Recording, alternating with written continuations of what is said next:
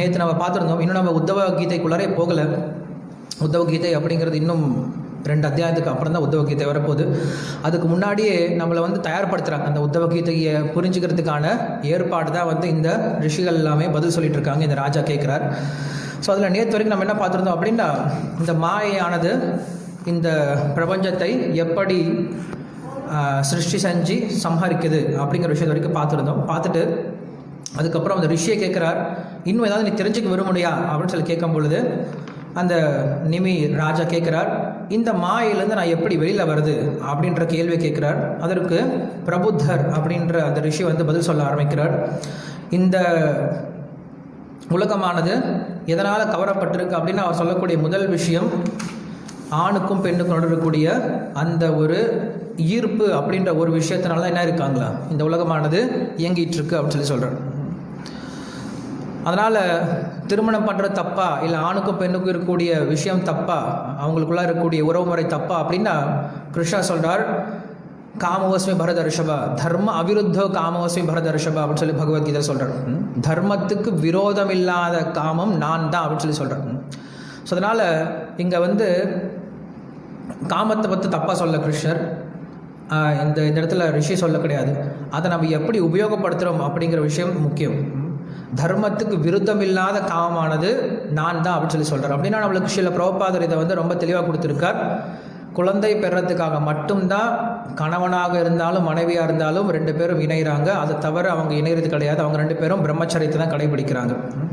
So அவங்க என்ன எப்படி இருக்காங்க அப்படின்னா கிரகஸ்த பிரம்மச்சாரிகளாக இருக்காங்க. அவங்க திருமணம் ஆனாலுமே கூட அவங்க பிரம்மச்சரியத்தை தான் கடைபிடிக்கிறாங்க. அப்படி இல்லைன்னா அவங்களுக்கு ஆன்மீக முன்னேற்றம் அப்படிங்கிறது ரொம்ப ரொம்ப கடினமானது. இந்த ஒரு விஷயம் 4 கட்டுப்பாட்டு விதிமுறைகளில் இந்த ஒரு கட்டுப்பாட்டு விதிமுறை அப்படிங்கிறது நிறைய பேருக்கு பிரச்சனையாக இருக்கும். தகாத உடலுறவு அப்படிங்கிறது இதுலேயும் அடங்கும். குழந்தை பெறத்துக்காக மட்டும்தான் ஆணும் பெண்ணும், அதாவது கணவனும் மனைவி இணைகிறாங்களே தவிர வேறு எந்த காரணத்துக்காகவும் இணையக்கூடாது. அப்படி இணைய ஆரம்பித்தாங்க அப்படின்னா அது அவங்களை மறுபடியும் பந்தத்தில் மாட்டிக்க வைக்கும் அப்படின்னு சொல்கிறார். ஸ்ரீல பக்தி சித்தாந்த சரஸ்வதி டாகூர் சொல்கிறார், எனக்கு மட்டும் கிருஷ்ண உணர்வு உள்ள ஒரு குழந்தை, இல்லை பக்தியோடு இருக்கக்கூடிய குழந்தையை நான் பெற முடியும் அப்படின்னா நான் 100 குழந்தை பெற்றுப்பேன் அப்படின்னு சொல்கிறார். பக்தி சித்தாந்த சரஸ்வதி டாக்கூர் நைஷ்டிக பிரம்மச்சாரி. அவர் வாழ்க்கை முழுக்க பிரம்மச்சரியத்தை கடைபிடித்தார். பட் இருந்தாலும் அவரே சொல்கிறார், நான் 100 குழந்தை பெற்றுக்கிறதுக்கு எனக்கு விருப்பம் தான், ஆனால் அந்த குழந்தைகளை நான் கிருஷ்ண பக்தியில் கொண்டு வந்துட்டேன் அப்படின்னா அப்படிப்பட்ட குழந்தைகளை பெறத்துக்கு நான் 100 தடவை குழந்தை பெற்றுக்கு தயார் அப்படின்னு சொல்கிறேன். ஸோ அப்படின்னா குழந்தை பெறது முக்கியம் கிடையாது. அந்த குழந்தைகளை கிருஷ்ண பக்தர்கள் கிருஷ்ண பக்தி கொண்டு வரல அப்படின்னா அதுவும் வியர்த்தம் அப்படின்னு சொல்கிறார். ஸோ அதான் புத்ரா மூத்ரா அப்படின்னு சொல்லுவார். சாஸ்திரம் சொல்லப்படுது, புத்திரன் மூத்திரன் 2 பேரும் ஒரே இடத்துல தான் வராங்க.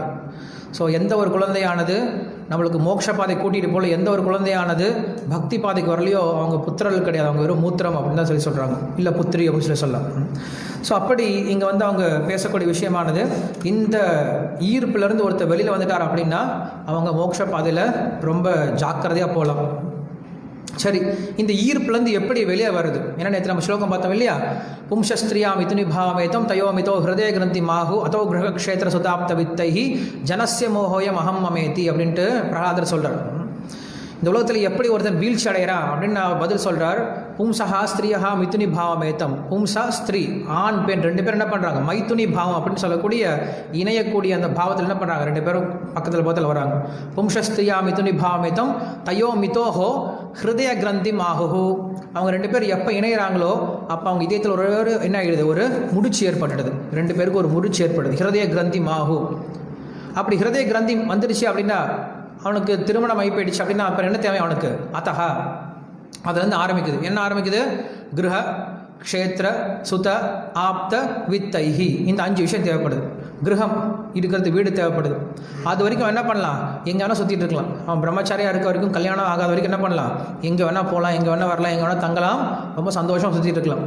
எப்போ திருமணம் ஆகி போயிடுச்சு கண்டிப்பாக என்ன வேணும், ஒரு வீடு அவசியம். வீடுன்னு சொல்கிறத விட தங்குற இடம் நம்மளுக்கு ரொம்ப ரொம்ப முக்கியமாகி போயிடுது.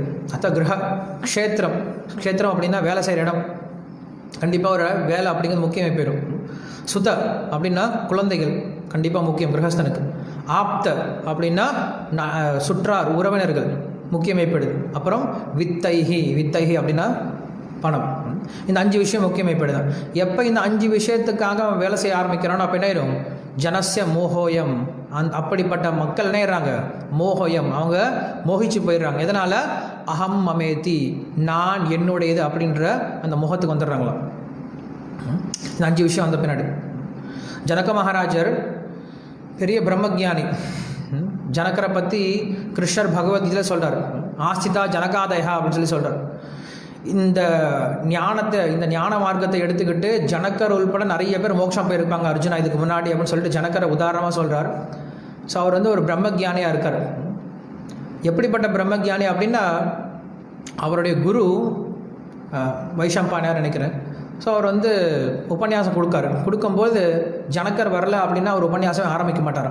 மற்ற எல்லா சன்னியாசிகள் உட்காந்துருந்தாலும் ஜனகர் வந்தால் தான் ஆரம்பிப்பார். அப்போ எல்லா சன்னியாசிகளும் கேட்குறாங்க, சுவாமி நாங்கள்லாம் சன்னியாசிகள், நாங்கள் வந்துட்டோம், நாங்கள் வரும்போது நீங்கள் உபன்யாசம் ஆரம்பிக்க மாட்டேங்கிறீங்க, ஆனால் ஜனகருக்காக நீங்கள் காத்துட்ருக்கீங்களே. அவர் ஒரு கிரகஸ்தன், அது மட்டும் இல்லாமல் ராஜா, நிறைய ராஜபோகங்களை வந்து அனுபவிச்சுட்டு இருக்கக்கூடிய அவருக்காக நீ ஏன் காத்துட்ருக்கணும் அப்படின்னு சொல்லி கேட்குறாங்க. ஸோ கேட்கும்போது அவர் அந்த ரிஷி பார்க்குறாரு இவங்களுடைய உண்மையான உணர்வு நிலை என்ன இருக்குது அப்படின்னு சொல்லிட்டு அவங்களை வெளிப்படுத்தணும். என்ன பண்ணுறாரு, ஒரு முறை உபன்யாசம் நடந்துகிட்டே இருக்கும் பொழுது திடீர்னு ஊரெல்லாம் அந்த மிதிலா நகரம் மொத்தம் தீ பிடிச்சி எரியிற மாதிரி ஒரு பிரமையை உண்டு படுத்திட்டார். ஸோ இந்த மிதிலா நகரம் முழுக்க எல்லாம் தீ பிடிச்சி எரியுத, மக்கள்லாம் அங்கங்கே ஓடுறாங்க, தண்ணி எடுத்து கொட்டுறாங்க, ஜெயன் மக்கள்லாம் கத்திட்டு இருக்காங்க.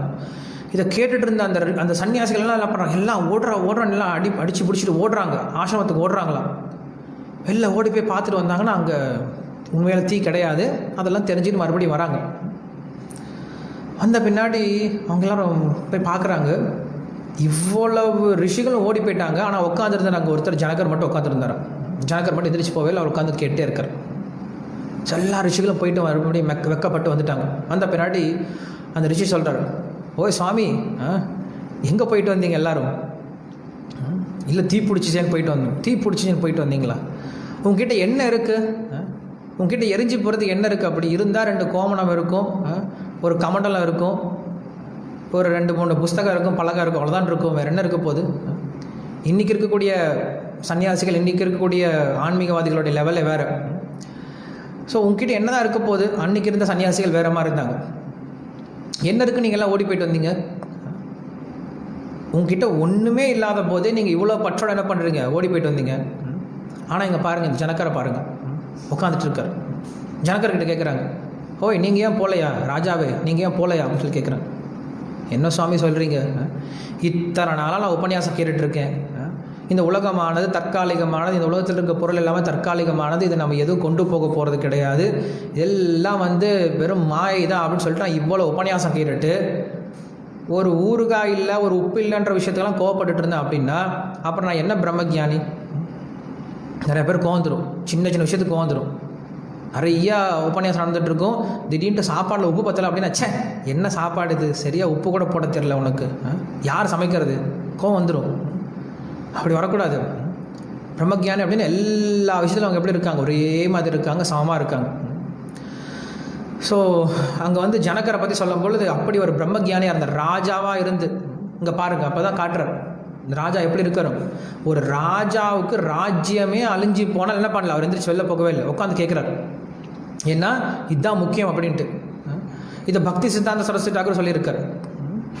என்ன பண்ணுறாரு, ஒருத்தர் எந்திரிச்சு போகிறாரு, நடுவில் உபன்யாசம் நடந்துட்டு இருக்கும்போது அவர் கேட்குறாரு, எங்கே போகிற அப்படின்ட்டு.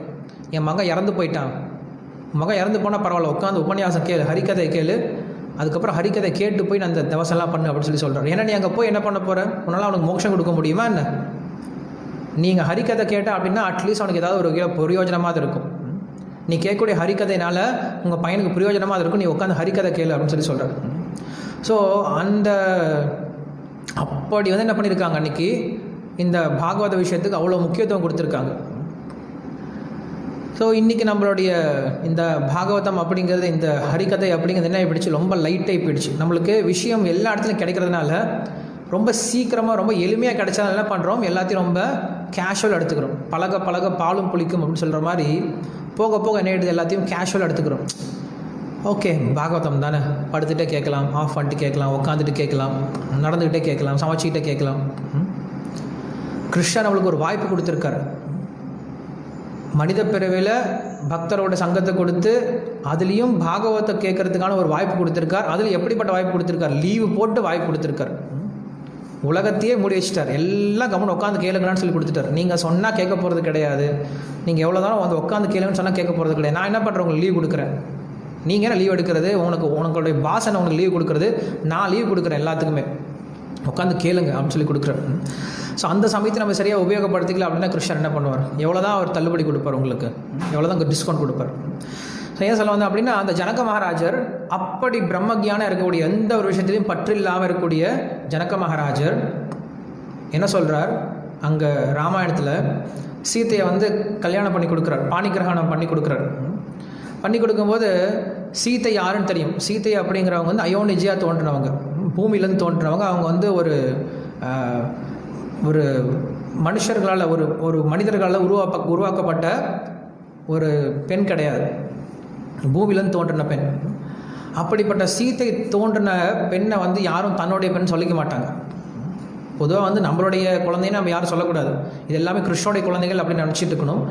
பட் இதுலேயும் ஸ்பெஷலாக சீத்தை அப்படின்றவங்க வந்து ஜனகருக்கு பிறந்த குழந்தையே கிடையாது. அந்த அந்த சீத்தையானவள் வந்து பூமியிலேருந்து தோன்ற பெண் தான். ஆனால் எந்த ஒரு விஷயத்திலுமே பற்றில்லாத ஜனகர் அங்கே பற்றோட சொல்கிறாராம், எம் சீதா மம சுதா அப்படின்னு சொல்லி கையெழுத்து கொடுக்குறாராம். இந்த பெண்ணான சீத்தை என்னுடைய பெண், என்னுடைய மகள் அப்படின்னு சொல்லி கையில் கொடுக்குறாராம். என்ன சுவாமி இது?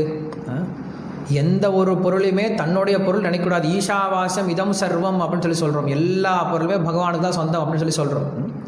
அப்படி இருக்கும்போது இந்த பொண்ணு உன்னுடைய பொண்ணே கிடையாது, உனக்கு பிறந்த பொண்ணே கிடையாது, நீ எப்படி இந்த பொண்ணை சொந்தம் கொண்டாடுற அப்படின்னு சொல்லி கேட்டோம் அப்படின்னா அவங்கள சொந்தம் கொண்டாடலாம் கண்டிப்பாக. கிருஷ்ணரை, பகவானை, பக்தர்களை, பக்தி விஷயத்தை நம்ம தான் சொந்தம் கொண்டாடணும். அதுதான் நம்மளோட உண்மையான சொந்தமே. உண்மையில் இது என்னுடைய கிருஷ்ணர், இவங்க என்னுடைய பக்தர்கள், என்னுடைய குரு, என்னுடைய சீதை, என்னுடைய ராமர், இப்படின்னு சொந்தம் கொண்டாடுறது உண்மையான பக்தி. கிருஷ்ணர் சொல்கிறார் இல்லையா, மையா சக்தா அப்படின்னு சொல்லி சொல்கிறார். மையா சக்த மனப் பார்த்த அப்படின்னு சொல்லி சொல்கிறார். என் மீது பற்று கொண்ட மனத்துடன் ஆசக்தி அப்படின்னு சொல்லி சொல்கிறோம். நம்ம வந்து பக்தியில் 9 நிலை இருக்குது. ஸ்ரத்தா, சாதுசங்கா, பஜனக்ரியா, அனர்த்த நிவர்த்தி, நிஷ்டா, ருச்சி, ஆசக்தி, பாவா, பிரேமா அப்படின்னு சொல்லி சொல்கிறோம். அதில் ஆசக்தி அப்படின்ற ஒரு நிலை வருது, 7வது நிலை வருது. ஆசக்தி அப்படின்னு என்னது? என்னுடையது அப்படின்ற ஒரு எண்ணம் வரணும். என்னுடைய கிருஷ்ணர், என்னுடைய கிருஷ்ணர். யசோதா அப்படி தான் நினைக்கிறாங்க, என்னுடைய கிருஷ்ணர். கோபியர் அப்படி தான் நினைக்கிறாங்க, என்னுடைய கிருஷ்ணர். துவாரகையில் இருக்கவங்க எல்லாம் நினைக்கிறாங்க என்னுடைய கிருஷ்ணர் அப்படின்ட்டு. நம்மளுக்கு இன்னும் அந்த என்னுடைய அப்படின்ற எண்ணம் வரவே கிடையாது. யாருதோ என்னமோ பண்ணிகிட்டு இருக்கோம் அப்படின்னு தான் இருக்குமே தவிர என்னுடைய இது என்னுடைய கடமை அப்படின்னு நம்மளுக்கு இன்னும் வரவே இல்லை. இது என்னுடைய கிருஷ்ணர் அப்படின்ற அந்த எண்ணம் வரவே இல்லை. அந்த எண்ணம் வந்தால் தான் நம்ம பக்தியில் ஏதோ ஓரளவுக்கு வந்திருக்கோம் அப்படின்னு அர்த்தம். அப்போ தான் நம்மளுக்கு ஒரு ஈடுபாடு வரும். என்னுடையதுன்ற ஒரு அர்த்தம் வந்தால் தான் அங்கே ஈடுபாடே வரும். யாருதோ அப்படின்னு நினச்சா என்ன ஆகாது, அங்கே ஒரு ஈடுபாடே வராது. ஸோ ஏன் சொல்ல வந்தேன் அப்படின்னா, நம்மளுடைய குழந்தைகளோ நம்மளுடைய குடும்பமோ நம்ம வந்து பற்று வைக்கிறதுக்கான முக்கிய காரணம் என்னவாக இருக்கணும்? அவங்களும் பற்று வைக்கலாம். எப்போ பற்று வைக்கலாம்? அவங்க கிருஷ்ண பக்தர்களாக இருந்தாங்க அப்படின்னா, அவங்களும் கிருஷ்ண பக்தராக இருந்தாங்க அப்படின்னா என்னுடையதுன்னு சொல்லிக்கலாம். இல்லை பிரயோஜனமே இல்லை. அப்படிப்பட்ட ஒரு குடும்பம் பிரயோஜனமே இல்லாமல் போயிடுது. நம்மளுடைய பக்திக்கு தடங்களாக இருக்குது. ஸோ என்ன பண்ண முடியும் நம்மளால்? நம்ம அவங்களுக்காக பிரார்த்தனை தான் பண்ண முடியும், வேறு என்ன பண்ண முடியும்? அவங்களுக்காக நம்ம கிருஷ்ணர்கிட்டையும் பக்தர்கிட்டையும் பிரார்த்தனை தான் பண்ணிக்க முடியும், வேறு எதுவும் பண்ண முடியாது இந்த கலியுகத்தில். முடிஞ்சால் விட்டுட்டு போக முடியும், பட் எத்தனை பேரால் விட்டு போக முடியும்? குறிப்பாக வந்து பெண்கள் எந்த குடும்பத்தை விட்டு போகக்கூடாது. பெண்களுக்கு வந்து குடும்பத்தை விட்டு போகிறதுக்கான ரைட்ஸ் எங்கேயும் சொல்லப்படல. அந்த கணவன் எப்படிப்பட்டவனாக இருந்தாலும் அவங்களோட சேர்ந்து இருந்து அவங்களையும் மாற்ற முயற்சி பண்ணும். அதுதான் வந்து ஒவ்வொரு மனைவிக்கும் கொடுக்கப்பட்ட ஒரு பெரிய தபஸ்யா. ஒவ்வொருத்தருக்கும் ஒரு தபஸ்யா இருக்குது.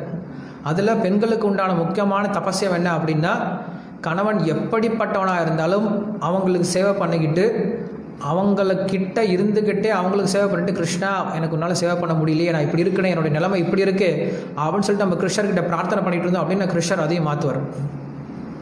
ஸ்ரீல பிரபுபாதருடைய தங்கை, அவங்களுடைய மனைவி பார்த்தோம் அப்படின்னா, ஸ்ரீல பிரபுபாதருடைய தங்கையுடைய மனைவி கணவனை பார்த்தோம் அப்படின்னா அவ்வளவு கெட்ட பழக்கம் அவர்கிட்ட இருக்குது. குடிப்பார், வேறு பெண்களோட போவார், எல்லாமே அவனுக்கு கெட்ட பழக்கம் இருக்குது.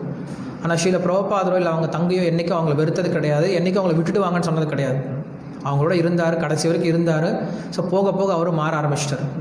அதனால் நம்ம என்ன பண்ணுறோம், பக்தர்களாக இருந்துக்கிட்டு என்ன முயற்சி பண்ணுறோம் அப்படின்னா, வெளியில் பக்தின்னா என்னன்னே தெரியாதவங்ககிட்ட போய் நம்ம பக்தியை சொல்லிக் கொடுத்து அவங்க செய்யக்கூடிய தப்பெல்லாம் பொறுத்துக்கிட்டு அவங்களுக்கு நம்ம பக்தியை கற்றுக் கொடுக்க தயாராக இருக்கும். ஆனால் வீட்டுக்குள்ளார இருக்கிறவங்க நம்மளுடைய சொந்தம் அவங்க செய்யக்கூடிய சின்ன சின்ன தவறை நம்ம ஒதுக்கி விட்டுட்டு அவங்க செய்யக்கூடிய தவறை நம்ம பெருசாக எடுத்துக்கிட்டு அவங்கள விட்டு போகிறது அப்படிங்கிறது நல்ல விஷயம் கிடையாது, அவங்களுக்கு ரைட்ஸ் கிடையாது. ஸோ இதே அப்புறம் ஆண்கள் என்ன பண்ணக்கூடாது, திடீர்னு எனக்கு விரக்தி வந்துருச்சுன்னு சொல்லிட்டு போயிடக்கூடாது. விரக்தி அப்படிங்கிறது உடனே வரப்போகிறது கிடையாது. அந்த விரக்தி வந்துச்சுன்னா அவன் சொல்லவே மாட்டான். ஸ்ரீல பிரபுபாதர் கடைசி வரைக்கும் இருந்தார். அவருடைய மகன்கள்லாம் வளர்ந்து அவங்க தன்னுடைய பொறுப்பை எடுத்துக்கிற வரைக்கும் கடைசி வரைக்கும் இருந்தார். ஸோ அதனால் நம்ம யாருக்கும் அந்த மாதிரி ஒரு குடும்பம் அந்த மாதிரி ஒரு சூழ்நிலை வந்தது இல்லைன்னு நினைக்கிறேன் நான். ஸோ அதனால் அந்த மாதிரி பற்றுதல் அப்படிங்கிறது அவங்க பக்தர்களாக இருந்தாங்க அப்படின்னா அவங்க சங்கம் அப்படிங்கிற ரொம்ப நல்ல சங்கம் தான், யார் விட்டுட்டு போகணுன்ற அவசியம் கிடையாது. இப்போ இங்கே நான் செய்து சொல்ல வந்தேன் அப்படின்னா, அப்படி அந்த குடும்ப பற்றுதல்லேருந்து எப்படி இருக்கணும், விடுபட்டவனாக இருக்கணும் அப்படின்னு சொல்கிறேன். எந்த சமயத்தில் நம்ம கிளம்பணும் அப்படின்னாலும் ரெடியாக இருக்கமா அப்படிங்கிறத நம்ம பார்த்துக்கணும், டெஸ்ட் பண்ணிக்கணும். நம்மளுடைய கடைசி உபன்யாசம் இதுதான், நம்மளுடைய கடைசி ஈவினிங் இதுதான், நம்மளுடைய கடைசி ட்ரெஸ் இன்றைக்கி போட்டுட்டு இருக்க ட்ரெஸ் தான் அப்படின்னு நினச்சோம் அப்படின்னா எந்த மாதிரி நம்ம இருப்போமோ அந்த மாதிரி மனநிலைமையில் நம்ம என்றைக்கு வாழ கற்றுக்கணும். ஏன்னா அதுதான் உண்மை. ஒரு முறை ஐந்திர பிரபு, உங்களுக்கு தெரியும், நல்ல கீர்த்தனை பண்ணுவார் ஐந்திர பிரபு. அவர்கிட்ட கேட்குறாங்க, பிரபுஜி நீங்கள் எப்படி இப்படி நல்லா கீர்த்தனை பண்ணுறீங்க, உங்களால் எப்படி இந்த மந்திரத்துக்கு இவ்வளோ ருச்சியோடு நீங்கள் இந்த கீர்த்தனை பண்ண முடியும்னு சொல்லி கேட்கும்பொழுது அவர் சொல்லக்கூடிய விஷயம், நான் ஒவ்வொரு தடவை ஹரே கிருஷ்ண மந்திரம் சொல்லும் பொழுதும் என்னுடைய வாழ்க்கையில் நான் சொல்லக்கூடிய கடைசி மந்திரம் இதுதான் அப்படின்னு நினச்சிட்டு அந்த உணர்வோடு சொல்லுவேன் அப்படின்னு சொல்லுவார். அந்த உணர்வோடு சொன்னோம் அப்படின்னா போதுமே, அந்த உணர்வோடு சொன்னால் கண்டிப்பாக சொல்லுவோம். இந்த ஹரே கிருஷ்ண கிருஷ்ண கிருஷ்ண ஹரே ஹரே, ஹரே ராம ராம ராம ஹரே ஹரே, இதுதான் இந்த வாழ்க்கையில் நான் சொல்லக்கூடிய கடைசி மந்திரம் அப்படின்னு எனக்கு தெரிஞ்சது அப்படின்னா என்ன பண்ணுவேன், நான் எவ்வளவு பாவம் பண்ணியிருக்கேன், கிருஷ்ணா என்னை காப்பாற்று அப்படின்ற ஒரு முழு உணர்வோடு என்ன பண்ணுவேன், முழு மனதோடு என்ன பண்ணுவேன் சொல்ல ஆரம்பிப்பேன். அந்த உணர்வு எப்பயுமே இருக்கணும் நமக்கு. அதுதான் உண்மையும் கூட. இந்த உலகத்தில் எதுவுமே இங்கே நிரந்தரம் கிடையாது. எந்த க்ஷணத்தில் என்ன நடக்கும் அப்படின்னு தெரியாது. அந்த உணர்வோடு சொல்ல ஆரம்பிக்கணும். அந்த பயம் இல்லாமல் தான் எல்லாம் பண்ணிகிட்டு இருக்கோம், எல்லாம் சுற்றிட்டு இருக்கும். யக்ஷ பிரஷ்னத்தில் கேட்கும் பொழுது இந்த உலகத்திலே அதிசயமான விஷயம் என்ன அப்படின்னா இந்த ஒரு விஷயம்தான், நான் சாக மாட்டேன், நான் நல்லா இருக்க போகிறேன், எப்பயுமே இருக்க போகிறேன். இருக்கலாம், கண்டிப்பாக இருக்க போகிறோம். ஆத்மா என்றைக்கு இருக்க போகிறது கிடையாது, ஆத்மாக்கு இறப்பும் கிடையாது. நம்ம என்றைக்குமே சௌக்கியமாக இருக்க வேண்டியது. நம்ம எல்லாருமே நிரந்தரமாக இருக்கக்கூடிய ஆத்மாக்கள் தான், சச்சித் ஆனந்தமான விக்கிரகத்தையுடைய ஆத்மாக்கள் தான். ஆனால் இந்த உடம்புல நம்ம கண்டினியூ பண்ண முடியாது, வேறு இடத்துக்கு போயிட்டே இருப்போம். அதனால் நம்ம எப்பயும் ரெடியாக இருக்கணும். எப்பயும் ரெடியாக இருக்கணும் அப்படின்னா அங்கே நம்ம வீடியோ காலில் உட்காந்துருந்தாலும் கீர்த்தனம் அப்படின்னா கீர்த்தனத்தில் இறங்கிடணும், அவ்வளோதான், வேறு எதுவும் நினைப்பு வரக்கூடாது. ஸோ இன்றைக்கி நம்ம பொதுவாக உபன்யாசம் அப்படின்னா பக்கத்தில் உட்காந்து கேட்குறது, இல்லை பக்கத்தில் கொண்டு கேட்குறது அப்படின்னு தான் உபன்யாசம் அப்படின்னு சொல்கிறோம். ஆனால் கலியுகத்தோட பிரபாவம் என்ன போயிடுச்சு, நம்ம முன்னேற்றம் அப்படின்ற பேரில் எல்லோரும் தூரமாகிட்டு இருக்கோம். உண்மையில் நம்ம யாரும் பக்கத்தில் வரல, எல்லோரும் தூரமாகிட்டு இருக்கோம். அதை கலி இன்னும் உற்சாகப்படுத்தி அதிகப்படுத்துது, நம்ம இன்னும் நம்மள தூரம் ஆக்கிறதுக்கு. ஸோ இது உண்மையில் நம்ம முன்னேற்றம் அப்படின்னு சொன்னாலும் கூட முன்னேற்றம் அப்படின்னு சொல்ல முடியாது. ஏன்னா பக்தர்கள் மத்தியில் பக்தர்களோட சேர்ந்து இருந்து சேவை செஞ்சு பக்தர்களோட சேர்ந்து பாடி பக்தர்கள் கூட இருந்து கேட்குற அந்த ஒரு சுகம் அப்படிங்கிறது இப்படி உட்காந்து கேட்டால் வராது. தனித்தனியாக உட்காந்துட்டு எங்கேயோ உட்காந்துட்டு கேட்டுட்டு இருந்தால் வராது. நிறைய பேரால் இன்றைக்கி அவங்களுடைய முகத்தை கூட காட்ட முடியல. காரணம் என்ன, நிறைய வேலைகள் இருக்கும், ஒவ்வொருத்தரும் ஒவ்வொரு மாதிரி உட்காந்துருப்பாங்க, ஒவ்வொருத்தர் ஒவ்வொரு சூழ்நிலையில் இருப்பாங்க. ஸோ அப்படி இருக்கும்போது அவங்களால எப்படி கேட்க முடியும், எப்படி அவங்க கேட்கக்கூடிய விஷயத்தை அவங்க புரிஞ்சிக்க முடியும் கூட சொல்ல முடியாது இல்லையா. இதே நம்ம கோயிலில் உட்காந்துருந்தோம் அப்படின்னு என்ன பண்ண மாட்டோம், இந்த மாதிரி எதுவும் பண்ண மாட்டோம். கோயிலில் உட்காந்து என்ன பண்ணுவோம், நம்மளுக்கு கான்சன்ட்ரேஷன் முழுக்க அங்கே மட்டும்தான் இருக்கும். ஸோ என்ன ஆகுது, கலியுகம் ஆக ஆக ஆக என்ன ஆகுது, நம்மளுடைய பிரவர்த்தனையே மாறுது, நம்மளுடைய குணங்கள் மாறுது, நம்மளுடைய பழக்க வழக்கங்கள்லாம் மாறுது. அன்னைக்கு பரீட்சித் மகாராஜா 7 நாள் 7 பகல் 7 இரவு என்ன பண்ணுறார், உட்காந்து கேட்குறார். தண்ணி குடிக்கல, சாப்பிடல, கொஞ்சம் நேரம் அப்படி சாஞ்சிக்கல. நம்ம என்ன பண்ணுறோம் இன்றைக்கி, சொல்கிறதுக்கு துரதிருஷ்டவசம் தான். என்ன சொல்கிறது, சாப்பிட்டுக்கிட்டே கேட்குறோம். பாகவதம் துரதிருஷ்டவசமான சூழ்நிலை தான். கலியுகத்தினுடைய பிரவர்த்தனை அப்படி இருக்குது. கலியுகம் போக போக போக என்ன ஆயிடுது, மக்கள் இருக்கக்கூடிய அந்த நல்ல குணத்தை எல்லாத்தையும் எடுத்துருது. கீர்த்தனை பண்ணும்போது நிறைய இடத்துல நாங்கள் பார்க்குறோம், நிறைய பேர் கீர்த்தனை பண்ணிட்டு போவோம். கீர்த்தனை பண்ணும்போது நடுவில் மோர் கொடுப்பாங்க, இல்லை ஜூஸ் கொடுப்பாங்க. கீர்த்தனை அப்படியே நிறுத்துறா, கீர்த்தனை அப்படியே நிறுத்துற, எல்லாம் மோர் ஜூஸ் குடிக்கிறது, அப்புறம் கீர்த்தனை ஆரம்பிட்டா. ஸோ கீர்த்தனம் அப்படின்னா என்னது? நம்மளுக்கு சில ப்ரோப்பா சொல்கிறார், கீர்த்தனம் அப்படின்னா நம்ம கிருஷ்ணர்கிட்ட பண்ணக்கூடிய பிரார்த்தனை, அழுது பண்ணக்கூடிய பிரார்த்தனை. ஓன்னு அழுதுட்டு இருக்காங்க, திடீர்னு மோர் வந்தது, எல்லாம் நிறுத்துங்க, ஓகே கொஞ்சம் எல்லாம் மோர் குடிங்க, இப்போ எல்லாம் ஸ்டார்ட் கிரைங், மறுபடியும் எல்லாம் அழுவுறது. இதுக்கு பேர் கீர்த்தனமா என்ன? கிடையாது. நம்ம செய்யக்கூடிய ஜபம், நம்ம செய்யக்கூடிய கீர்த்தனமே ஒரு 10 நிமிஷமோ 15 நிமிஷமோ, அதை கூட நம்மளால் முழு மனதோட முழு எண்ணத்தோட செய்ய முடியல அப்படின்னா நம்ம எங்கே போய் முன்னேற்றத்தை எதிர்பார்க்கறது? எங்கே முன்னேற்றத்தை எதிர்பார்க்கறது? சரி, நம்ம கிளாஸுக்கு போகலாம். இன்னைக்கு கிளாஸே இதுதான். நேற்று சொன்னோம் இல்லையா, தஸ்மாத் குரும் பிரபத்தியேத ஜிக்ஞாசு ஸ்ரேய உத்தமம் சாதே பரேச்ச நிஷ்ணாதம் பிரம்மணி உபசமாஸ்ரயம். அப்படிப்பட்ட ஆத்மா எப்படிப்பட்ட ஆத்மா? தஸ்மாத் அதனால், எதனால்? யார் ஒருத்தன் இந்த உலகத்தினாலையும் இந்த உலகத்து சுகத்தினாலையும் இந்த உலகத்தில் நான் பந்துன்னு யார் நினச்சிருக்கணும், இந்த உலகத்தில் எனக்கு எது பாதுகாப்புன்னு நினச்சிட்டு இருக்கணும், இதனால் எனக்கு பாதுகாப்பு கொடுக்க முடியாது, சந்தோஷத்தை கொடுக்க முடியாது, நான் சந்தோஷமாகவும் இல்லை.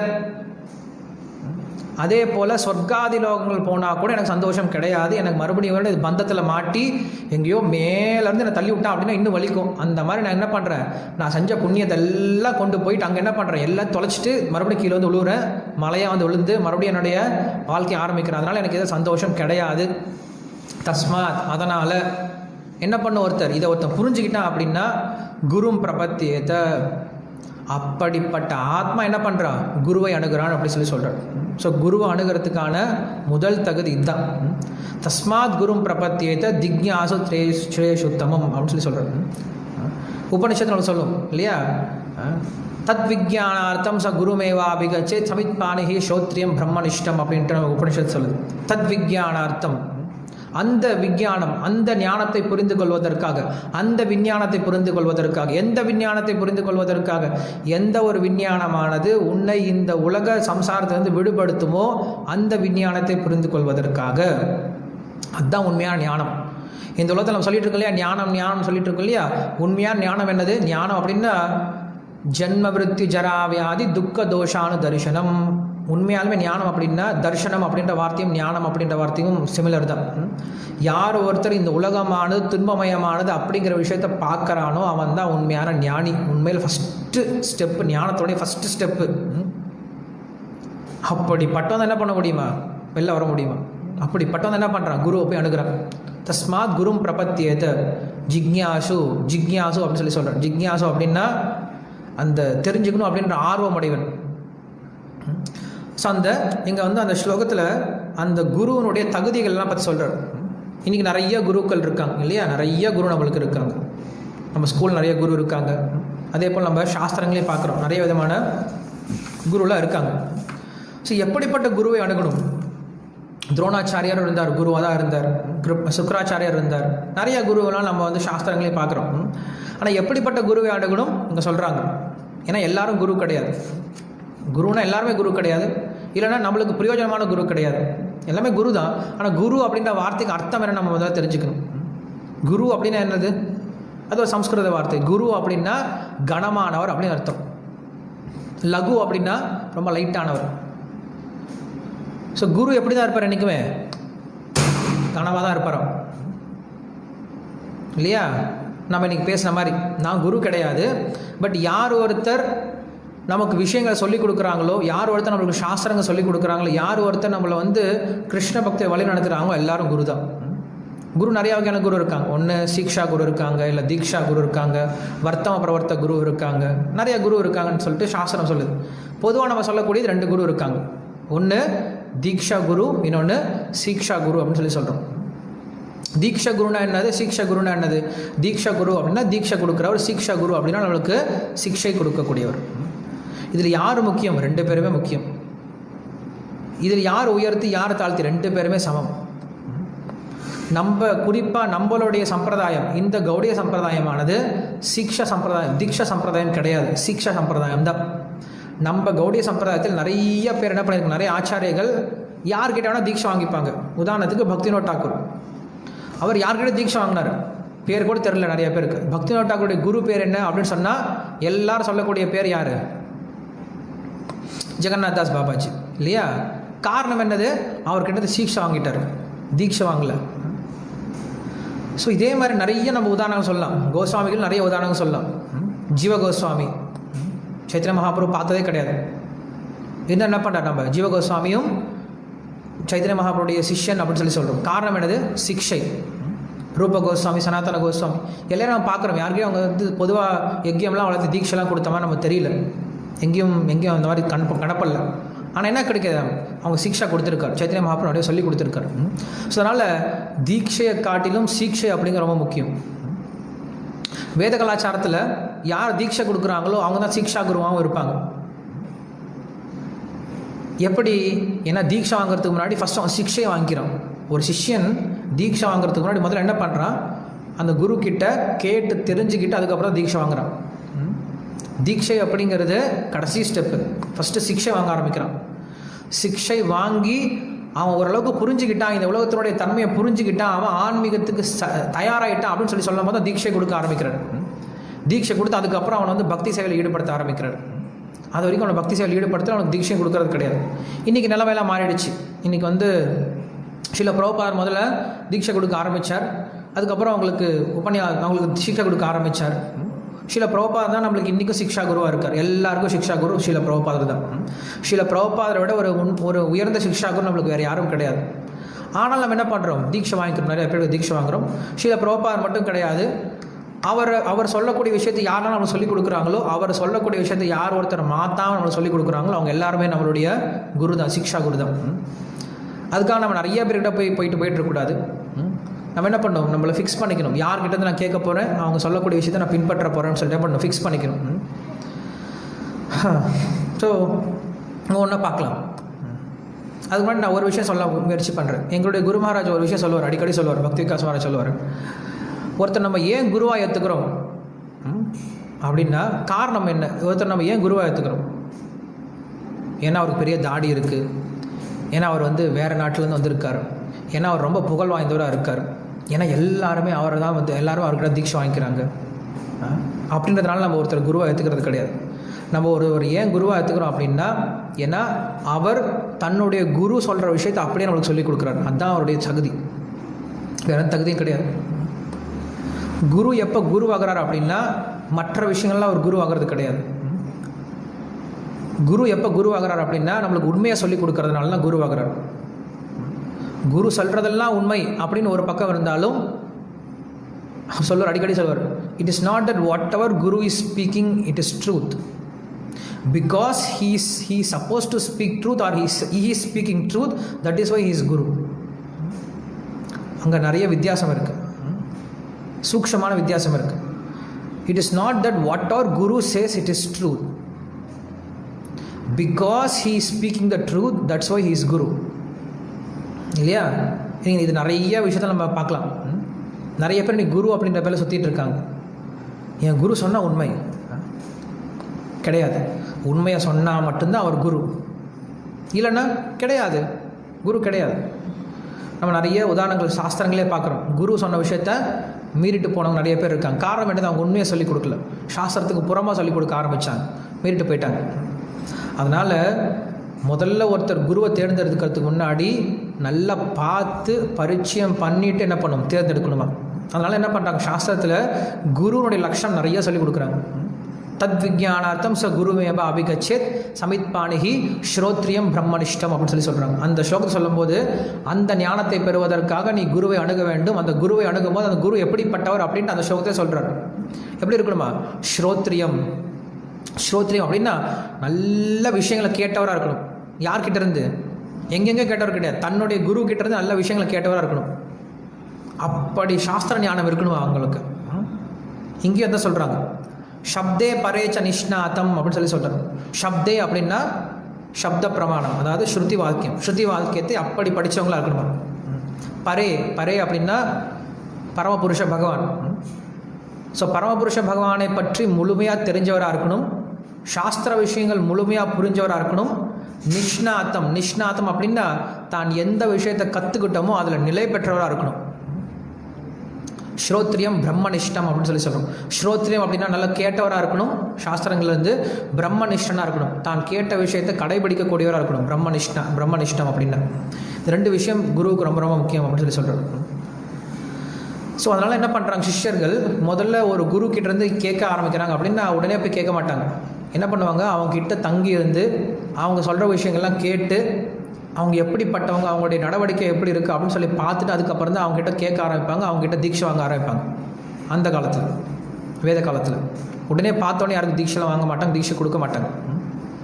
என்ன பண்ணுவாங்க, முதல்ல அவங்ககிட்ட வந்து கேட்டு தெரிஞ்சுட்டு அவங்க எப்படிப்பட்ட நிலைமையில் இருக்காங்க, இவங்களால் என்னை கொண்டு போக முடியுமா அப்படின்னு புரிஞ்சுக்கிட்டு என்ன பண்ணுறாங்க, அதுக்கப்புறம் தன்னுடைய வாழ்க்கையை சமர்ப்பணம் பண்ணுறாங்க. ஏன்னா ஒரு முறை நீங்கள் குரு கிட்ட உங்கள் வாழ்க்கையை சமர்ப்பணம் பண்ணிட்டீங்க அப்படின்னா அதுக்கப்புறம் நீங்கள் அடிமை, குருக்கு அடிமை, அவ்வளோதான். அதுக்கப்புறம் உங்களுக்கு திரும்பி போகிறதுக்கான வாய்ப்பு கிடையாது. அதனால் முதல்ல நம்ம என்ன பண்ணணும், குருவை நல்லபடியாக தேர்ந்தெடுக்க முயற்சி பண்ணணும். முதல்ல தெரிஞ்சுக்கணும் குரு அப்படின்னா அவங்களுடைய தகுதி எப்படிப்பட்டவராக இருக்கணும், அந்த குரு எப்படிப்பட்டவர் குருவாக இருந்து நம்மக்கிட்ட எப்படிப்பட்ட குரு கிட்ட நம்ம சரணாகதி பண்ணணும் அப்படிங்கிற விஷயத்தை நம்ம சாஸ்திரங்களையும் படித்து தெரிஞ்சுக்கணும். முதல்ல தெரிஞ்சுட்டு தான் பண்ணணும் போகிறோம். தத்வித்தி பிரணிபாத்தேன பரிப்பிரஷ்னேன சேவையா உபதேக்ஷந்தி தே ஞானம் ஞானினஸ் தத்துவதர்ஷினா. தத்வித்தி பிரணிபாத்தேன பரிப்பிரஷ்னேன சேவையா, முதல்ல நம்ம போய் அணுகிறோம், சேவை பண்ண ஆரம்பிக்கிறோம். சேவை பண்ணுறதுனால நம்மளுக்கு புரிய ஆரம்பிக்குது அவங்க எப்படிப்பட்ட குணத்தை உடையவர்கள் அப்படின்னு நம்மளுக்கு புரிய ஆரம்பிக்குது. அப்புறம் பரிப்பிரஷ்னை பண்ணுறோம், அவங்ககிட்ட கேள்வி கேட்குறோம், நம்ம கேள்விக்கு எல்லா கேள்விக்கும் பதில் கிடைக்க ஆரம்பிக்குது. ஒரு சிஷ்யன் திருப்தி அடைஞ்சிடறான். இதுக்கு மேலே ஒரு சிஷ்யனுக்கு என்ன வேணும், அவன் அப்போ தான் முடிவு பண்ணுறான், இவர் என்னுடைய குரு, இவர் தான் என்னுடைய குரு, இவர் தான் என்னுடைய கடை தேர்த்த முடியும் அப்படின்னு சொல்லிட்டு அவன் புரிஞ்சுக்கிறான். அப்போ தான் என்ன பண்ணுறாங்க, தீட்சை வாங்கிக்கிறான், அந்த குரு கிட்ட தீட்சை வாங்கிக்கிறான். அதனால தான் நம்மளுக்கு இஸ்கானில் கூட என்ன பண்ணியிருக்காங்க, நிறைய ரூல்ஸ் அண்ட் ரெகுலேஷன்ஸ் கொடுத்துருக்காங்க. உடனே பார்த்தோன்னே தீட்சைலாம் கொடுக்கறது கிடையாது. மற்ற சம்பிரதாயத்தில் சங்கு சக்கரம் எல்லாத்துக்கும் குத்தி விட்ருவாங்க, தீட்சை அப்படின்னு எல்லாத்துக்கும் ஈஸியாக கொடுத்துருவாங்க, வாங்கிக்கோங்கன்னு சொல்லி கொடுத்துருவாங்க. ரப்பர் ஸ்டாம்ப் கிடையாது தீட்சை அப்படிங்கிறது. தீட்சை அப்படிங்கிறது எனக்கு வீட்டில் வாஷிங் மிஷின் இருக்குது, ஃப்ரிட்ஜ் இருக்குது, டேபிள் சேர் இருக்குது, ஒரு நாய் இருக்குது, ஒரு குரு இருக்கார் அப்படின்ற மாதிரி ஒரு ஆப்ஜெக்ட் கிடையாது. குரு அப்படின்ற நம்ம வாழ்க்கையில் ரொம்ப முக்கியமான ஒரு பகுதி. அதுக்கப்புறம் நம்ம என்னெல்லாம் பண்ணுறோமோ அது எல்லாத்தையும் குரு கிட்ட கேட்டு தான் பண்ணுறோம். ஒரு சிஷ்யன் அதுக்கப்புறம் என்ன ஆகுறா, தீட்சை காலத்தில் குரு கிட்ட தன்னை ஒரு அடிமையாக சமர்ப்பணம் பண்ணிடுறான். அடிமையாக கொடுத்துட்டான் அப்படின்னா அடிமைக்கு சுதந்திரம் கிடையாது. என்ன பண்ணுறான், அதுக்கப்புறம் செய்யக்கூடிய எல்லா விதமான காரியத்தையும் குரு கிட்ட கேட்டு தான் பண்ணுறான். தன்னுடைய வாழ்க்கையில் நடக்கக்கூடிய முக்கியமான விஷயங்கள் எல்லாத்தையும் குரு கிட்ட கேட்டு தான் பண்ண ஆரம்பிக்கிறோம். குரு வாங்கிட்டு குருவை எடுத்துக்கிட்டு நம்ம வந்து நம்ம வாழ்க்கையை நம்ம பாட்டு வாழ்ந்துட்டு இருந்தோம் அப்படின்னா குருவை எடுத்து பிரயோஜனமே இல்லையே, குரு இல்லாமல் நம்ம இருந்திருக்கலாமே. அப்படி கிடையாது. அங்கே தான் சொல்கிறார், சப்தே பரேச்ச நிஷ்ணாத்தம் அப்படின்னு சொல்லி சொல்கிறார். உபசமாசிரியம் அப்படின்னு சொல்லி சொல்கிறார். உபசமாசிரியம் அப்படின்னா அந்த குரு எப்படிப்பட்டவராக இருக்கணுமா, இந்த உலக தொடர்புகள், அதே மாதிரி இந்த உலகாயுதமான அன்பு நட்பு அப்படின்றவங்களாம் வந்து பிரிஞ்சு இருக்கணுமா. அவருக்கு இந்த உலகத்துக்கு ஒரு சம்மந்தம் இருக்கக்கூடாது. அப்படிப்பட்டவர்கிட்ட நம்ம வாங்கணும். ஏன்னா அப்படி சம்மந்தம் இல்லாதவங்க மட்டும்தான் நம்ம என்ன பண்ண முடியும், நம்மளை மறுபடியும் இந்த உலகத்துலேருந்து சம்மந்தம் இல்லாமல் கட் பண்ணி விட முடியும். அவங்களே இந்த உலகத்தில் இன்னும் பற்றோடு இருந்தாங்க அப்படின்னு நம்மளோட பற்ற அவங்க எப்படி அறுக்க முடியாது.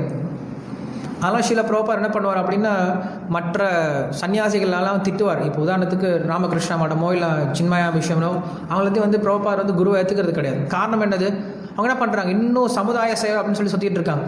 நான் இவங்களுக்கு உதவி பண்ண போகிறேன், அவங்களுக்கு உதவி பண்ண போகிறேன், இதை பண்ண போகிறேன், ஸ்கூல் கட்டுறேன், ஹாஸ்பிட்டல் கட்டுறேன், இந்த சிகிச்சை பண்ணுறேன், அந்த சிகிச்சை பண்ணுறேன்னு பண்ணிகிட்டு இருப்பாங்க. ஸோ அப்படி சமுதாய சேவை பண்ணிக்கிட்டு இன்னும் இந்த உலகத்தில் பற்றோடு இருக்கவங்ககிட்ட நம்ம என்ன கற்றுக்க போகிறோம், அவங்ககிட்ட ஒன்றும் கற்றுக்க போகிறது கிடையாது. அதனால் எப்படி இருக்கணுமா, உபசமாசிரியம் அப்படின்னு சொல்லி சொல்லணும். எந்த வித பற்றும் இல்லாமல் இருக்கணுமா. சுகதேவ கோஸ்வாமி எப்படி இருந்தார், சுகதேவ கோஸ்வாமி எப்படி இருந்தார் அப்படின்னா தன்னுடைய அப்பா வியாசதேவர், வியாச பகவான் சாக்ஷாத் நாராயணனுடைய அவதாரம் வியாசர், அவர் பின்னாடி ஓடி வரார், புத்திரா அப்படின்னு சொல்லிட்டு ஓடி வரார், நீ மாயை வந்துடாத பக்கத்தில் வராதுன்னு சொல்லி ஓடுறார் அவர் 16 வயசில்.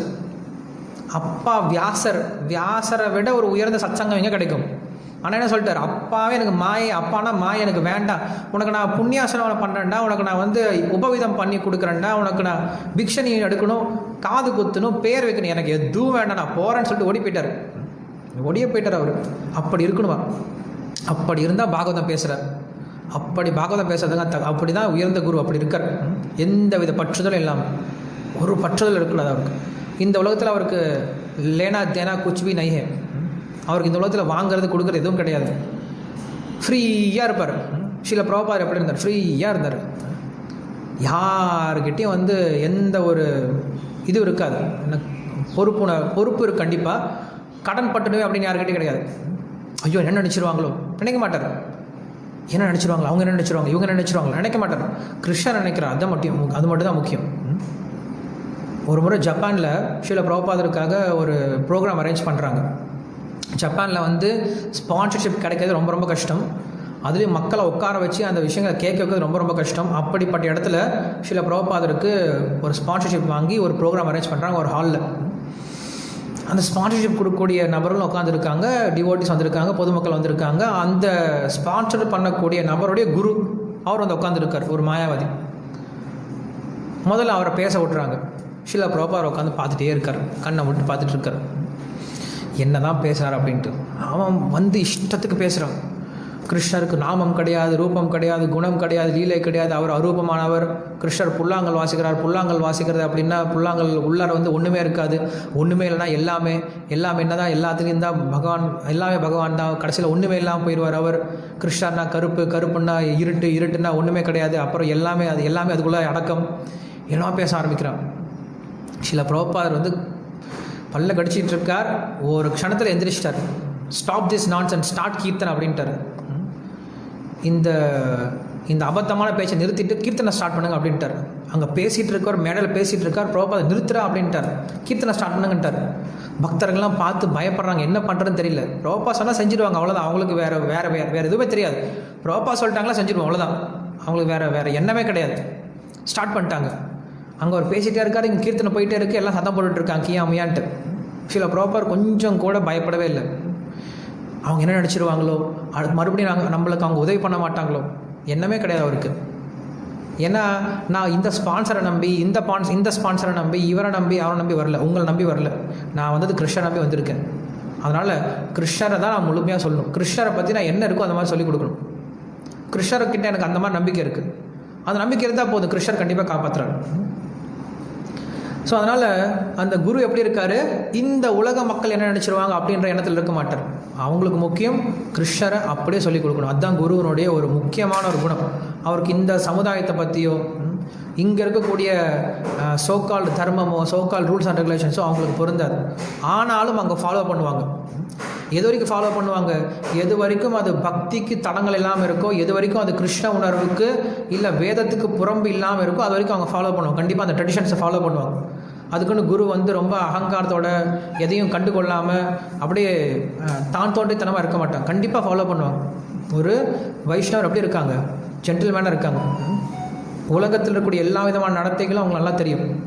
யாரையும் வந்து புண்படுத்துகிற மாதிரி இருக்க மாட்டாங்க. இருந்தாலும் எப்பயாவது ஒரு விஷயமானது சாஸ்திரத்துக்கு புறம்பா கிருஷ்ணத்துக்கு மாட்டாங்க. அதனால் அந்த குரு எப்படி இருக்கணும், முதல்ல எல்லா விதமான வேத சாஸ்திரங்கள் எதுலேருந்து கேள்வி கேட்டாலும் அவங்களுக்கு பதில் சொல்லக்கூடியவங்களாக இருக்கணுமா. அதுக்குன்ட்டு நம்ம இஷ்டத்துக்கு ஒரு சிலர் கேள்வி கேட்பாங்க. கேள்வி கேட்குறதுக்கு நிறைய பேர் கேள்வி கேட்பாங்க. ஒரு முறை பானு மகாராஜ் கிட்ட கேள்வி கேட்டாங்க. ஏதோ பேர் கேட்டாங்க. அவங்க பேர் என்ன அப்படின்னு சொல்லி கேட்டாங்க. சொன்னார், 2 விதமான கேள்வி இருக்குது. ஒன்று பக்தியில் முன்னேறதுக்கான கேள்வி, இன்னொன்று கேள்வி கேட்கணும் அப்படின்னு சொல்லி கேட்கக்கூடிய கேள்வி. ஸோ பக்தியில் முன்னேறதுக்கான கேள்வி கேட்டோம்னா அதில் பிரயோஜனம் இருக்குது. சும்மா கேள்வி கேட்கணும்னு கேள்வி கேட்டால் அது ஒரு பிரயோஜனம் கிடையாது. அதனால் நம்ம வந்து கூகுளில் பண்ணி தெரிஞ்சுக்கலாம். ஸோ நம்ம போய் குரு கிட்ட ஒரு கேள்வி கேட்கணும் அப்படின்னு எப்படிப்பட்ட கேள்வியாக இருக்கணும், என்னுடைய பக்திக்கு எப்படி முன்னேற்றம் அடையணுமோ அந்த கேள்வியை கேட்கக்கூடிய தன்மையோடு இருக்கணும். அப்படிப்பட்ட கேள்விகளை அவர் பதில் சொல்லக்கூடிய அளவில் இருக்கணும். அதே போல் சாஸ்திரங்கள் நல்ல நிபுணனாக இருக்கணும். கேட்குற கேள்விக்கெல்லாம் நான் ஃபேஸ்புக்கில் ஒரு கோட்ஸ் படித்தேன், அங்கே இப்படி சொல்லப்பட்டிருந்துச்சு, நான் வந்து இந்த ஒரு சைக்காலஜியோட புக்கு படித்தேன், அந்த சைக்காலஜியோட புக்கில் இப்படி சொல்லப்பட்டிருந்துச்சு பதில் அப்படின்ற வார்த்தை வரக்கூடாது. நம்முடைய பிரமாணம் ஸ்ருதி சாஸ்திரம் தான். கடைசியில் நம்முடைய பிரமாணம் என்னது, ஸ்ருதிகள் தான், சாஸ்திரம் தான். சாஸ்திர யோனித்வாத் அப்படின்னு சொல்லி சொல்கிறோம். கடைசியில் பகவான் நம்ம எப்படி தெரிஞ்சுக்கலாம் அப்படின்னா சாஸ்திரத்தில் தான் தெரிஞ்சுக்க முடியும். ஸோ பொதுவாக நம்ம என்ன பண்ணணும், இந்த ஃபேஸ்புக் கோட்ஸு, வாட்ஸ்அப் கோட்ஸு, அப்புறம் இவங்க கோட்ஸு, அவங்க கோட்ஸு எல்லாத்தையும் அவாய்ட் பண்ணிடணும். நம்மளுடைய கொட்டேஷன் எங்கேருந்து வரணும், சாஸ்திரத்துலேருந்து மட்டும்தான் வரணும். அப்படிப்பட்ட கோட்ஸாக என்ன பண்ணணும், ரொம்ப சக்தி வாய்ந்த கோட்ஸாக இருக்கணும். எந்த ஒரு கீர்த்தனமாக இருந்தாலும் சரி, எந்த ஒரு விஷயமாக இருந்தாலும் நம்மளாக உற்பத்தி பண்ணோம் அப்படின்னா அதுக்கு எந்த சக்தியும் கிடையாது. ஸ்ருதி ஸ்மிருதி புராணாதி பாஞ்சராத்திரிக்கு விதிம்பினா ஐகாந்திக்கு ஹரேர் பக்தே உத்பாதாயேவ கல்பத்தே ரூப கோஸ்வாமி சொல்கிறார். ஸ்ருதி ஸ்மிருதி புராணங்கள், ஸ்ருதி ஸ்மிருதி புராணம் இதிஹாசங்கள் இதை இல்லைன்னா ஆச்சாரியர்களால் எழுதப்பட்ட விஷயங்கள் கிரந்தங்கள் இதை பேஸ் பண்ணி தான் நம்மளுடைய ஆன்மீக வாழ்க்கையானது இருக்கணும். ஸ்ருதி ஸ்மிருதி புராணாதி பாஞ்சராத்திக்கு விதி வினா அப்படி இல்லை அப்படின்னா, அப்படி இல்லாமல் நம்மளாம் ஒன்று பண்ணுறோம் இல்லையா, அப்படி செய்யக்கூடிய பக்தியானது உத்பாதாயேவ கல்பத்தே. உத்பாதாய் அப்படின்னா வெறுமனே டிஸ்டர்பன்ஸாக இந்த சொசைட்டி அப்படின்னு சொல்லி சொல்கிறேன். வெறுமனே டிஸ்டர்பன்ஸ் தான். நீங்கள் மக்கள் என்ன பண்ணுறாங்க, பக்தி அப்படின்ற பேரில் இஷ்டத்துக்கு ஏதோ பண்ணுறாங்க. அதெல்லாம் என்ன தான், வெறும் தொந்தரவு தான் சமுதாயத்துக்கு. அது சமுதாயத்துக்கு நல்லது கிடையாது, மக்களுக்கு நல்லது பண்ணுறது கிடையாது, மற்ற பார்க்குறவங்க நல்லது பண்ணுறது கிடையாது. காரணம் என்னது, அவங்க இஷ்டத்துக்கு பண்ணும்போது என்னடா இப்படி பண்ணுறாங்க, இதுக்கு பேர் தான் ஆன்மீகமாக நிறைய பேர் கேட்டு போயிடுவாங்க. ஆனால் ஸ்ருதி ஸ்மிருதியிலேருந்து பண்ணோம் அப்படின்னா அதுக்கு பலன் இருக்குது, நம்ம சொல்ல முடியும், இங்கே பாரு இது செஞ்சது பலன் கிடைக்குது அப்படின்ட்டு. அப்படி இல்லாதெல்லாம் இன்றைக்கி வந்து என்ன பண்ணுறாங்க, எல்லாரும் கடவுள் இல்லை, இன்றைக்கி ஆன்மீகம்னா பொய்ன்னு சொல்லி சொல்கிறாங்க. உண்மைதான், கடவுள் இல்லை தான், பொய் தான், ஆன்மீகன்றது பொய் தான். எப்படிப்பட்ட கடவுள் இல்லை, இன்றைக்கி இவங்க கற்பனையாக வச்சுட்ருக்காங்களே கடவுள்ன்ட்டு, அந்த மாதிரி கடவுள் கிடையாது. ஆன்மீகம் பொய் தான். எப்படிப்பட்ட ஆன்மீகம் பொய், இன்றைக்கி அவங்க கற்பனையாக பண்ணுறாங்க, இல்லை நான் ஆன்மீகம் பண்ணுறேன், நானும் ஆன்மீக விஷயங்கள் பண்ணுறேன் அப்படின்ட்டு, அப்படிப்பட்ட ஆன்மீகம் பொய் தான். நம்மளும் நாஸ்திகம் பேசலாம், நம்மக்கிட்ட நாஸ்திகம் இருக்குது, கண்டிப்பாக நாஸ்திகம் இருக்குது. எப்படிப்பட்ட நாஸ்திகம் இருக்குது, நீ கற்பனையாக பண்ணி வச்சுருக்கலையே அப்படிப்பட்ட நாஸ்திகம் உண்மை. ஆனால் உண்மை எங்கேயோ இருக்குது, உண்மை இல்லாமல் கிடையாது. உண்மை இல்லாமல் ஒரு விஷயத்தை பேச முடியாது, இல்லாத விஷயத்தை நம்ம என்றைக்கும் பேச முடியாது இல்லையா. இல்லாத விஷயத்தை நம்ம என்னைக்காவது பேச முடியுமா? இந்த உலகத்தில் இல்லாத விஷயத்தை நான் பேசுகிறேன் அப்படின்ட்டு யாராவது பேச முடியுமா? யாரும் பேச முடியாது. இருக்கிற விஷயத்தை தப்பு தப்பாக பேசிகிட்டு இருக்கும், அது இல்லை. ஆனால் உண்மையாக எங்கேயோ இருக்குது இல்லையா. ஸோ எனவே நான் எங்கேயோ கிளாஸ் ஸ்டார்ட் பண்ணது எங்கேயோ போயிடுச்சு. ஸோ அந்த குரு எப்படிப்பட்டவராக இருக்கணும், அந்த குருவானவர் அந்த சிஷ்யனை கிருஷ்ணர்கிட்ட சேர்க்கக்கூடிய அந்த தகுதி உடையவராக இருக்கணும் அப்படின்னு சொல்லி சொல்கிறார். ஆச்சாரியமா விஜானியாம் நவமன்யத்தை கருகிச்சித் அப்படின்னு சொல்லி சொல்கிறார்.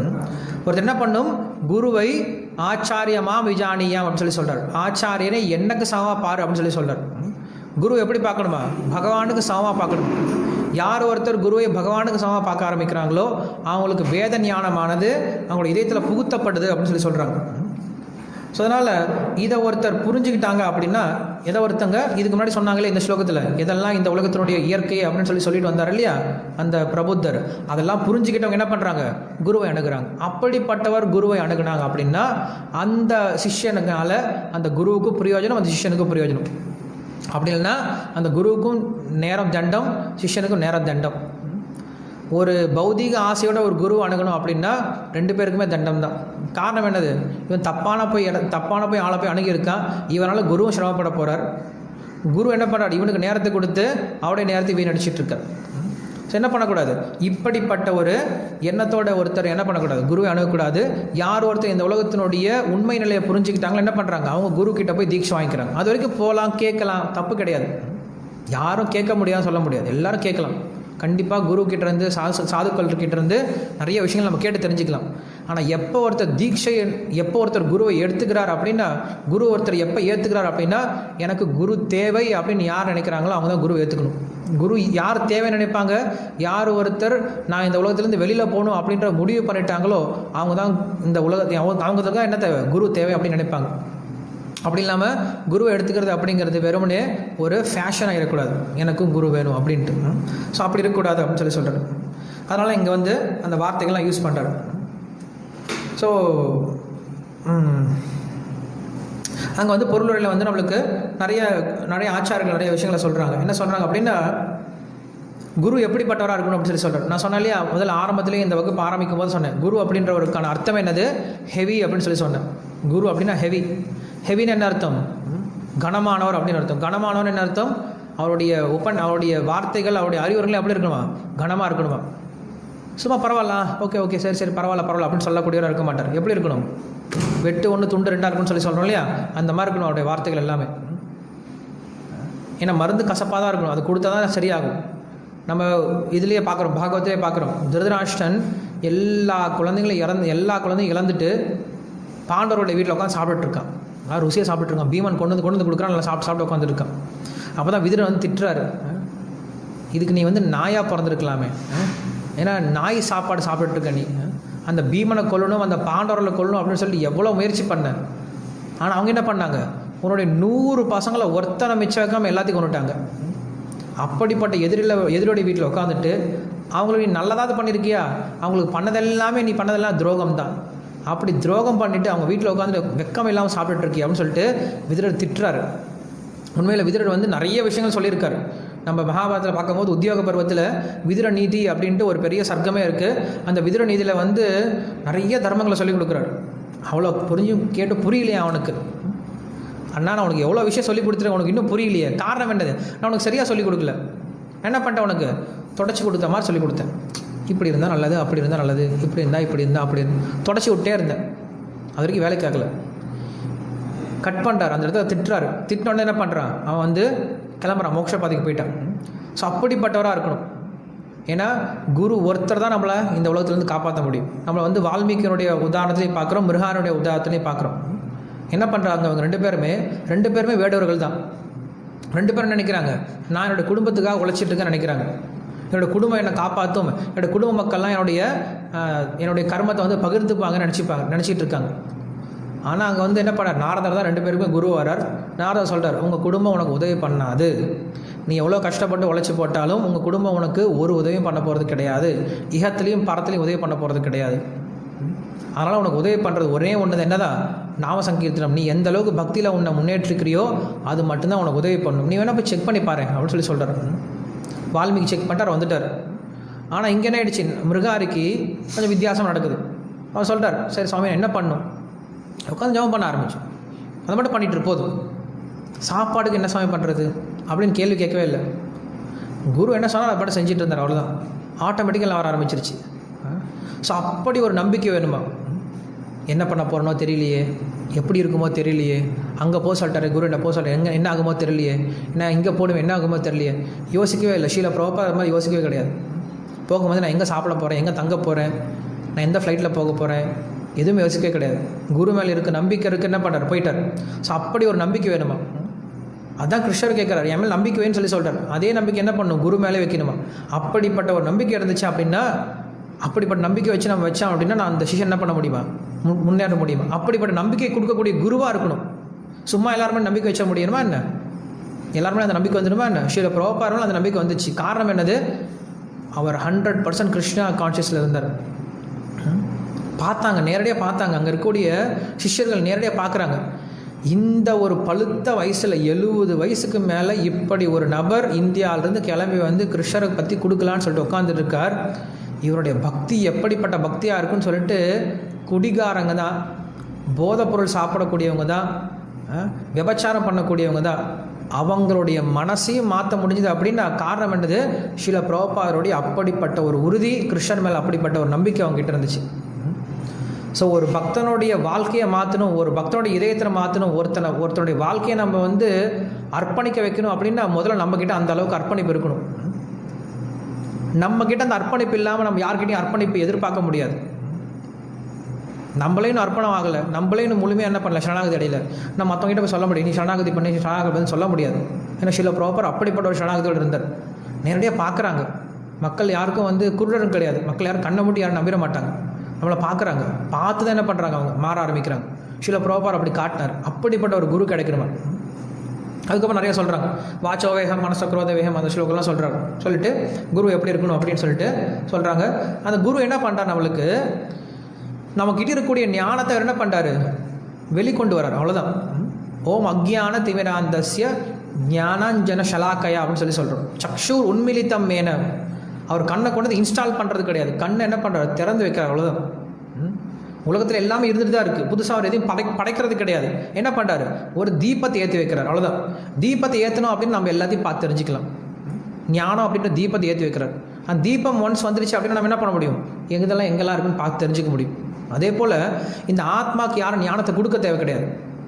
ஏன்னா ஆத்மாவானது நிரந்தரமாகவே எப்படிப்பட்டது தான், ஞான சுரூபமானது தான், சத் சித் ஆனந்தம் அப்படின்னு சொல்கிறோம். ஆனந்தம் இந்த ஆத்மாவுக்கு ஞானம் அப்படிங்கிறது ஆத்மாவுடைய ஒரு அங்கமாகவே இருக்குது. ஆத்மாவானது ஞான சொரூபியாகவே இருக்குது. ஆனால் என்ன பண்ணியிருக்கோம், இப்போ நம்ம மறந்த நிலையில் இருக்கும், நம்மளுடைய ஞானத்தை நம்ம மறந்த நிலையில் இருக்கும். அதனால் என்ன பண்ணுறோம், அந்த குரு கிட்டேருந்து கேட்கும் போது என்ன ஆகுது, அந்த ஞானமானது பிரகாசிக்கப்படுது. அந்த நம்மளுடைய எதெல்லாம் நம்மளை அந்த ஞானம் மூடி இருக்கோ அந்த ஆவருத்தி, அந்த கவரிங் என்ன ஆகுது, கொஞ்சம் கொஞ்சம் போக ஆரம்பிக்குது. அதான் சைத்தன்ய மகாபிரபு சொல்கிறார், நித்திய சித்த கிருஷ்ண பிரேம சாத்திய கபுனோய் ஸ்ரவணாதி சுத்த சித்த கரைய உதாய் அப்படின்னு சொல்லி சொல்கிறோம். இந்த கிருஷ்ண பக்தியானது இதயத்தில் இருக்குது. யாரோட இதயத்தில் கொடுக்கணுன்ற அவசியம் கிடையாது, எல்லாரோட இதயத்தில் இருக்குது. யார் ஒருத்தர் ஸ்ரவணாதி சுத்த சித்த, யார் ஒருத்தர் இது வந்து கேட்க ஆரம்பிக்கிறாங்களோ, ஸ்ரவணாதி ஸ்ரவணம் கீர்த்தனம் அப்படின்ற இந்த பக்தி சேகலை செய்ய ஆரம்பிக்கிறாங்களோ, அவங்களுக்கு இந்த கிருஷ்ண பக்தியானது விழித்தெழுதுன்னு அப்படின்னு சொல்லி சொல்கிறாங்க. அதனால கிருஷ்ண பக்தி யாருக்கு வேணால் எடுத்துக்கலாம். இதுக்கு வந்து இவங்க தான் எடுத்துக்க முடியும், இவங்க தான் எடுத்துக்க முடியாதுன்னு கிடையாது. பிரம்மாண்ட பிரமித்தே கோனே பாக்யவான் ஜீவன் சொல்லி சொல்கிறோம். பாக்யவான் ஜீவன் அப்படின்னு சொல்லி சொல்லுவோம். யார் பாக்யவான்? எல்லாருமே பாக்யவான் தான். இந்த உலகத்தில் எல்லாரும் பாக்யவான் தான். ஆனால் என்ன ஆயிடுச்சு, ஒரு சிலருக்கு அந்த பாக்கியம் வந்துடுச்சு, இன்னும் ஒரு சிலருக்கு அந்த பாக்கியம் வரல. காரணம் என்னது? நம்ம தான் இன்னும் அதை செய்யலை. மரத்தில் இருக்க மாமரத்தில் இருக்கக்கூடிய எல்லா பழமும் என்னதான்? மாம்பழம் தான். ஒரு சிலது பழுத்துடுச்சு, இன்னும் ஒரு சிலது பழுக்கலை. அதுக்காக இந்த மாம்பழம் இல்லைன்னு சொல்ல முடியாது, வந்து வாழைப்பழம்னு சொல்லிட முடியாது. அதே போல் இந்த உலகத்தில் இருக்க எல்லாமே பாக்யவான் தான். ஆனால் ஒரு சிலர் என்ன பண்ணிட்டாங்க, அந்த பாக்யவான் ஜீவன் யார் சொல்கிறோம் அப்படின்னா, யார் ஒருத்தர் பக்தனுடைய தொடர்புக்கு வந்துட்டாங்களோ அவங்க பாக்யவானாக மாறிட்டாங்க. அப்போ பாக்யவான் ஆகலை. காரணம் என்னது?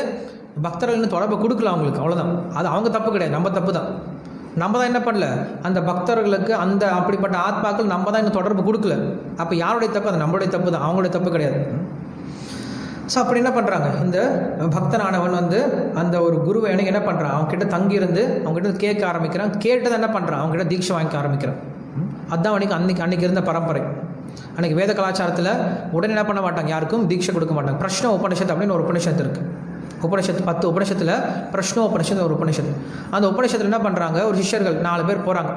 போயிட்டு குரு கிட்ட வந்து கேள்வி கேட்குறாங்க. அந்த ரிஷியோட பேர் எனக்கு ஞாபகம் கிடையாது. ரிஷிக்கிட்ட போய் கேள்வி கேட்குறாங்க. கேள்வி கேட்டே அந்த ரிஷி உடனே பதில் சொல்ல. என்ன பண்ணுறா, நீ இங்கே தங்கியிருப்பா, இந்த சேவை பண்ணிட்டுரு அப்படின்னு சொல்லிட்டார். சேவை பண்ணிட்டுன்னு சொல்லிட்டார், அவ்வளோதான். நீ சேவை பண்ணு, நான் உனக்கு பதில் சொல்கிறேன் அப்படிலாம் சொல்லவே கிடையாது. நீ சேவை பண்ணிட்டுரு, அவ்வளோதான். அவங்க என்ன பண்ணிட்டு இருக்காங்க, வாங்கன்னு சேவை பண்ணிட்டு இருக்காங்க. 1 வருஷம் சேவை பண்ணிட்டு இருக்காங்க. சரி, 1 வருஷம் சேவை பண்ணால் எனக்கு பதில் சொல்லுவாரோ, அந்த ஒரு எண்ணம் கூட எல்லாம் சேவை பண்ணிகிட்டு இருக்காங்க. சரி, நான் 1 வருஷம் சேவை பண்ணால் எனக்கு பதில் சொல்லுவார் அப்படின்ற ஒரு எண்ணமாக தான் என்ன பண்ணுவாங்க, அவங்களுக்கு ஒரு நம்பிக்கையாக ஒரு ஹோப்பாக இருக்கும். சரி, நம்ம ஒரு சேவை சொல்லியிருக்கார், பதில் சொல்லுவார் அப்படின்ற ஒரு ஹோப்பாக என்ன பண்ண முடியும். ஒரு வேலைக்கு போகிறோம், வேலைக்கு போனால் என்ன பண்ணுறான், முதல்ல நம்மளுக்கு கொடுத்துட்றான். உனக்கு வேலைக்கு வந்தால் உனக்கு இவ்வளோ சம்பளம் கொடுக்குன்னு சொல்லிடுறான். வேலைக்கு போய் சேர்ந்துட்டோம், வேலை பண்ணிகிட்டே இருக்கோம், வேலை பண்ணிட்டே இருக்கோம். முதலாளி கூப்பிட மாட்டேங்கிறாரு, சம்பளம் எப்படின்னு சொல்ல மாட்டேங்கிறாரு, என்ன பண்ண போகிறோன்னு தெரியலையே அப்படின்னு எத்தனை பேர் வேலை பண்ண போகிறாங்க? யாரும் வேலை பண்ண மாட்டாங்க. எதிர்பார்ப்போடு தான் பண்ணுறோம். ஆனால் குரு கிட்ட போகும்போது என்ன பண்ணுறோம், எந்த வித எதிர்பார்ப்பும் இல்லாமல் என்ன பண்ணுறோம், சேவை பண்ணிகிட்டே இருக்கான். சேவை பண்ண ஒரு நாள் குருவை கூப்பிட்டு சந்தோஷம் அடைஞ்சிட்டு அதுக்கப்புறம் கேட்குறாரு, என்ன கேள்வி உனக்கு சொல்லு சொல்லி கேட்கும்போது நம்ம சொன்னோம் அப்படின்னு அப்போ குரு நம்மளுக்கு சொல்லிக் கொடுக்குறாரு. அப்படிப்பட்ட விஷயமான உள்ளே சீக்கிரம் போய் இறங்கும். அதுதான் பிரஷ்ன உபனிஷத். 4 பேர் அவ்வளோ சேவை பண்ணுறாங்க. ஒரு வருஷம் கழிச்சுட்டு என்ன பண்ணுறாரு, குரு கூப்பிட்றாரு, அவங்கள கூட்டிகிட்டு வா. வந்த பின்னாடி இப்போ கேளுங்கப்பா, உங்களுக்கு கேள்வி என்ன அப்படின்னு சொல்லி கேட்குறாரு. அப்போ கேள்வி கேட்க ஆரம்பிக்கிறாங்க, பதில் சொல்ல ஆரம்பிக்கிறார். அதுதான் பிரஷ்ன உபனிஷத். ஸோ அப்படி என்ன பண்ணுறாங்க, குரு கிட்ட முதல்ல போய் கேட்க ஆரம்பிக்கிறாங்க, குருவுக்கு சேவை பண்ண ஆரம்பிக்கிறாங்க. அதுக்கப்புறம் என்ன பண்ணுறாங்க, அந்த குருவை தன்னுடைய குருவை ஏற்றுக்கிறாங்க. உடனே ஏற்றுக்கிறது கிடையாது. குருவை உடனே யாரையும் குருவை யாரும் சிஷ்யனாக ஏற்றுக்கிறது கிடையாது. அந்த குரு என்ன பண்ணுறாரு, முதல்ல பரீட்சை பார்க்குறாரு. அந்த சிஷ்யன் உண்மையாலுமே தகுதி உள்ளவனான்னு என்ன பண்ணுறாரு, முதல்ல பரீட்சை பண்ணி தான் எடுத்துக்கிறார். எல்லாத்தையும் ஏற்றுக்கிறது கிடையாது. அப்படி ஏற்றுட்டாருன்னா அவருக்கு தோஷம் வந்துடும். ஸோ நம்ம இஸ்கான் அதனால தான் என்ன பண்ணுறாங்க, முதல்ல பரீட்சைனா எழுதி வைக்கக்கூடிய பரீட்சை கிடையாது. அந்த பரீட்சை யாரோனா பாஸ் பண்ணிடலாம். உண்மையில் அந்த சிஷ்யனுடைய குணங்களை பார்த்து என்ன பண்ணுறாரு, ஏற்றுக்கிறாரு. அந்த குரு என்ன பண்ணுறாரா, அப்படிப்பட்ட ஒரு குருவை ஏற்றுக்கிட்டாங்க அப்படின்னா, அப்படி ஒருத்தர் வந்து குரு கிட்ட தன்னை சரணாகதி பண்ணிட்டாங்க அப்படின்னா, கிருஷ்ணன் என்ன பண்ணுறாரா, அந்த சரணாகதி பண்ண சிஷ்யனை தானாக ஏற்றுக்கிறேன் அப்படின்னு சொல்கிறார். அப்படிப்பட்ட சிஷ்யனுக்கு நான் சேவகனாக மாறி போயிடுறேன்னு சொல்கிறார். நான் பலி மகாராஜோட உதாரணம் பார்க்குறோம். இங்கே அந்த பலி மகாராஜர் உதாரணம் கொடுக்குறாங்க.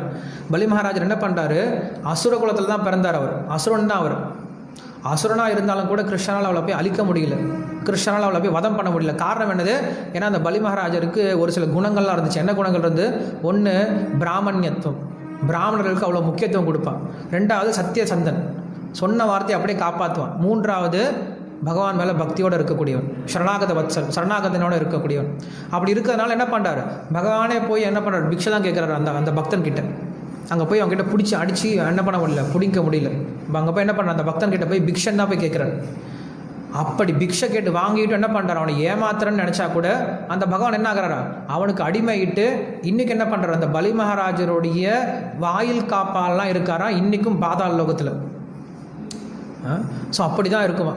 ஒருத்தர் உண்மையாலுமே சரணாகதி பண்ணிட்டாங்க அப்படின்னா, பகவான்கிட்ட சரணாகதி பண்ணிட்டாங்க அப்படின்னா, பகவான் என்ன பண்ணுறாரு? தன்னையே கொடுத்துறாரு, தன்னையே அவனுக்கு அடிமையாக கொடுத்துறாரு.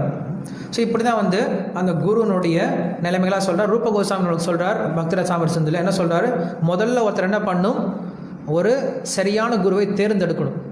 முதல்ல தீட்சைன்னு சொல்ல நானும் பார்த்தேன். ஃபஸ்ட்டு வந்து தீட்சான்னு இருக்குமான்னு பார்த்தேன். ஃபஸ்ட்டு தீட்சை கிடையாது. ஃபஸ்ட் என்ன பண்ணுறார்? முதல்ல இவர் எனக்கு சரியான குரு தானன்னு முதல்ல என்ன பண்ணுறார்? தேர்ந்தெடுக்க முயற்சி பண்ணுறார். அதான் சொன்னேன் ஃபஸ்ட்டே உங்களுக்கு ஆரம்பித்தேன். ஒரு சிஷ்யன் என்ன பண்ணுறார்? முதல்ல குருவுடைய குணங்களை பார்த்து இந்த குருவை தேர்ந்தெடுக்கிறார். அதுக்கப்புறம் அவர்கிட்ட தீட்சை வாங்கிக்கிறார். அதுக்கப்புறம் அவர் சொல்லக்கூடிய விஷயங்களை கேட்குறார். அவர் சொல்கிற மாதிரி விஷயங்களை கடைபிடிக்க ஆரம்பிக்கிறார். இந்த 4 விஷயங்கள் குருவனுடைய சம்பந்தமாக வந்து ரூப கோஸ்வாமி நம்மளுக்கு பக்தி ரசாமத்திருந்து அப்படின்ற புத்தகத்தை சொல்கிறார். ஸோ இப்படி யார் ஒருத்தர் பாகவதத்தை இந்த மாதிரி பகவானப்பட்ட விஷயங்களை குரு கிட்டேருந்து கேட்க ஆரம்பிக்கிறாங்களோ அவங்க என்ன பண்ண முடியுமா? இந்த உலகத்தில் இருக்கக்கூடிய அந்த அனுபவிக்கக்கூடிய தன்மை என்ன, அந்த அனுபவிக்கணும் அப்படின்ற தன்மையிலிருந்து, அந்த ஆசையிலிருந்து என்ன பண்ண முடியுமா? அவங்களால வெளில வர முடியுமா? ஸோ குருனுடைய கருணையால் மட்டும்தான் என்ன பண்ண முடியும்? ஒருத்தர் இந்த புலநுகர்ச்சி அப்படின்ற இந்த ஆசையிலிருந்து ஒருத்தர் வெளில வர முடியும் அப்படின்னு சொல்கிறார். சரி, நம்மளுக்கு இங்கே 6:30 ஆகிடுச்சு. நம்ம இன்னைக்கு ஸ்லோகம் ஒரு ஸ்லோகத்து மேலே போகலை. நாளைக்கு நம்ம இந்த ஸ்லோகத்து இந்த எப்படி ஒருத்தர் கேட்டார் இல்லையா, மாயிலிருந்து எப்படி விடுபடுறது அப்படின்ற கேள்விக்கான அர்த்தம் இது ஸ்லோகம் வந்து 33ஆம் ஸ்லோகம் வரைக்கும் இருக்குது. நம்ம இன்றைக்கி வந்து 22 தான் வந்திருக்கோம். 23லேருந்து 33 நாளைக்கு 10 ஸ்லோகத்தை பார்த்து முடிச்சிடலாம். கிரந்தராஜ் ஸ்ரீமத் பாகவதம் கி ஜாய். ஸ்ரீல